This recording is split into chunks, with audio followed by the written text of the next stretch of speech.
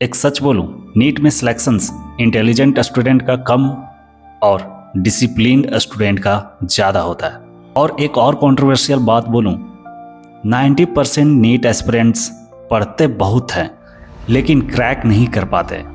क्यों? Because they study hard but not smart. आज मैं तुम्हें वो स्ट्रैटेजी बताऊंगा जो अगर मैंने पहले जान लिया होता तो मैंने अपना प्रिपरेशन का पूरा गेम को चेंज कर दिया होता। और अगर आपने इस 5 स्टेप को फॉलो कर लिया देन ऑलरेडी आप मेजॉरिटी ऑफ स्टूडेंट से आगे निकल जाओगे। Let's start with story. एक बार 2 स्टूडेंट थे, दोनों सेम कोचिंग में पढ़ते थे, सेम बुक से पढ़ते थे, सेम टीचर से पढ़ते थे। और पहला स्टूडेंट रोज 12 से 13 घंटा पढ़ता था, बट स्टूडेंट बी जो था वो डेली 9 to 10 आवर्स ही पढ़ता था। रिजल्ट आया, जो स्टूडेंट 9 to 10 आवर्स डेली पढ़ाई करता था वो जीत गया, सिलेक्ट हो गया। बट जो स्टूडेंट डेली 12 से 13 घंटा पढ़ रहा था उसका सिलेक्शंस नहीं हुआ। डिफरेंस क्या था? स्ट्रैटेजी। सो सबसे पहला step, complete your syllabus before दिसंबर। और यही सबसे बड़ा डिफरेंस क्रिएट करता है बिकॉज मेजॉरिटी ऑफ स्टूडेंट अपना सिलेबस को मार्च एंड तक कंप्लीट करेंगे, बट टॉपर्स जो होते हैं वो उस टाइम 4th रिवीजन कर रहे होंगे, 5th रिवीजन कर रहे होंगे। और सुन लो carefully, NEET is not won by reading new things every day, NEET is won by revising all things multiple times. जो स्टूडेंट ज़्यादा रिवीजन करेगा उसका सिलेक्शन फिक्स्ड है। Let me tell you one controversial truth, one shot binge watching is not a preparation. आजकल student lecture ज़्यादा collect करते हैं, revision कम। जिन स्टूडेंट का सिलेक्शंस नहीं होता है उनका एक सबसे बड़ी कैरेक्टरिस्टिक होती है कि वो 10 टीचर से सेम सब्जेक्ट को पढ़ते हैं। जैसे फिजिक्स के लिए कुछ दिन के लिए MR सर से पढ़ेंगे, देन उनको लगता है कि इनसे बेहतर भी कोई मिल सकता है तो फिर वो जाते हैं सलीम सर के पास। बट दोनों teacher pass same quality of knowledge है, सेम लेवल ऑफ डिलीवरेंस है, सेम लेवल ऑफ कैपेबिलिटी है आपको सेलेक्ट करवाने की। बट आपको तो चुल मची होती है कि मैं कभी इन टीचर से पढ़ूंगा, कभी मैं उस टीचर से पढ़ूंगा। सो fixed your source, choose wisely one teacher and believe on it, वही आपका सिलेक्शंस करवाएंगे। अब सेकेंड स्टेप थोड़ा डेंजरस लग सकता है, बट ट्रस्ट मी, बायोलॉजी का फैंसी नोट्स बनाना बंद करो। नीट बायोलॉजी का असली गॉड है NCERT। टॉपर्स NCERT को 10 to 20 टाइम्स रिवाइज करते हैं, बट एक एवरेज स्टूडेंट हाइलाइटर उठाता है और पूरा किताब को रंग देता है। उन्हें ये तक पता नहीं होती है कि कैसे वर्ड्स के साथ खेलना है, बिकॉज NTA जो है वो वर्ड्स के साथ खेलता है, नॉट ट्रू फॉल्स। आप नीट 2026 के पेपर से मिला लेना कितना वर्ड्स के साथ खेला है। सो अगर आपको NCERT लाइन को मास्टर करनी है देन मैंने खुद से एक बुक लिखी है जिस बुक का नाम है बायो बूम। और उस बुक में जितने भी क्वेश्चंस है, all questions are picked from NCERT line. So जाओ मेरा टेलीग्राम पे और यूटिलाइज करो उस बुक को, बिल्कुल फ्री में है। बस अगर आपको मन करे डोनेट करने का तो डोनेट कर देना ताकि उस बुक को और बेहतरीन बनाया जाए। नाउ फिजिक्स एंड केमिस्ट्री का शॉर्ट नोट्स बनाओ, फॉर्मूलास लिखो, मिस्टेक्स लिखो, रिएक्शंस लिखो, इन सारी चीज़ों पे फोकस करो बजाय बायोलॉजी का नोट्स बनाने का। एंड NCERT का लाइन रिवाइज करो, इससे तुम्हारा बहुत सारा टाइम बचेगा और वही एक्स्ट्रा टाइम को तुम यूटिलाइज कर सकते हो एक्स्ट्रा क्वेश्चंस प्रैक्टिस करने में, रिवीजन करने में एंड मॉक टेस्ट पेपर का एनालिसिस करने में, और वही तुम्हें एक्स्ट्रा एज देगी। अब थर्ड स्ट्रैटेजी, ये स्ट्रैटेजी ऑनेस्टली किसी टॉपर का हिडन वेपन होता है। पूरा सिलेबस को 2 ग्रुप में डिवाइड करना। Group A tough chapters, group be easy chapters में डिवाइड कर लो।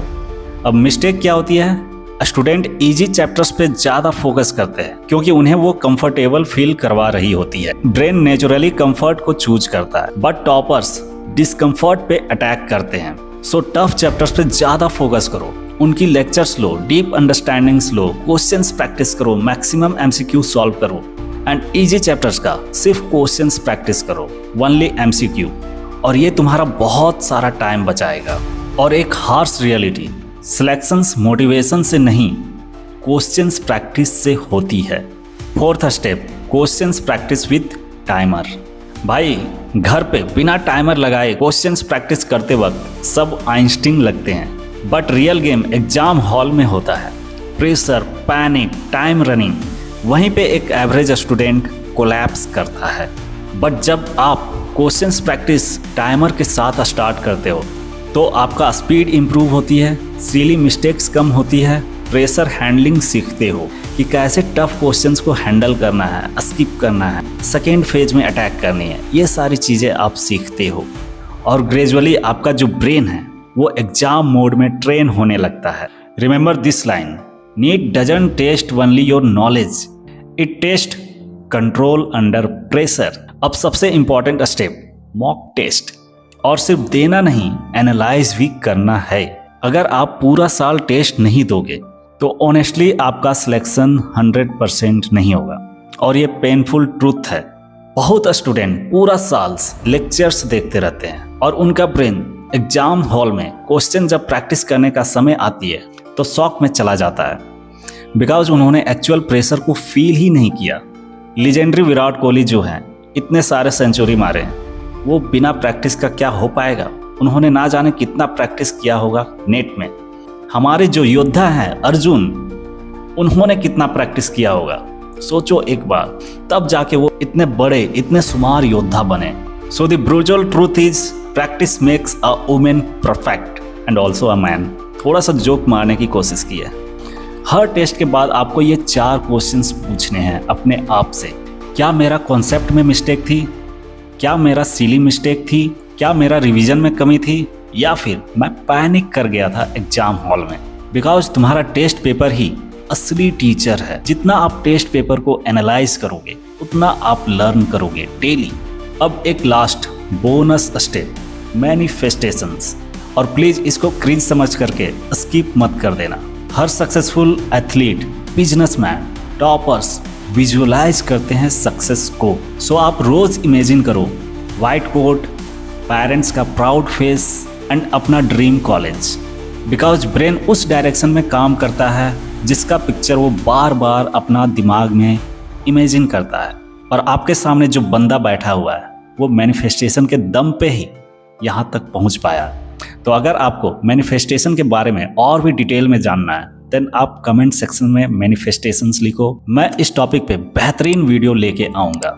सो 1 साल बाद या तो आप रिग्रेट करोगे कि मुझे और मेहनत कर लेनी चाहिए थी, या फिर आप वाइट कोट पहन करके खुद पे प्राउड फील करोगे। डिसीजन आज का डिसिप्लिन डिसाइड करेगा। और याद रखना, नीट एवरेज स्टूडेंट भी क्रैक करते हैं, बट उनका कंसिस्टेंसी एवरेज नहीं होती है। अगर आप नीट 2027 को क्रैक करना चाहते हो तो कमेंट करो 2027 में वाइट कोट पक्का। और इस वीडियो को उस दोस्त के पास भेजो जो सिर्फ मोटिवेशंस देखता है पर पढ़ता नहीं है, और चाहते हो कि आप दोनों की दोस्ती मेडिकल कॉलेज तक पहुंच जाए, दोनों साथ में डॉक्टर बने। तो भेजो भाई अपने दोस्त के साथ या अपनी गर्लफ्रेंड के साथ। So that's it. Let me introduce myself, Shyamnandan Kumar Yadav, currently a final year student at government medical college. So अभी बहुत सारे ऑनलाइन कोर्स बिक रहे हैं नीट 2027 को क्रैक करवाने का। सारे टीचर्स वादा कर रहे हैं कि मैं आपका नीट 2027 क्रैक करवा दूंगा। बट मैं आपसे एक क्वेश्चन पूछूंगा, क्या सिलेक्शन टीचर्स की वजह से होती है या खुद का डिसिप्लिन की वजह से? सो ओके बाय, मिलते हैं नेक्स्ट वीडियो में। तब तक के लिए जय हिंद, जय भारत, स्वस्थ भारत।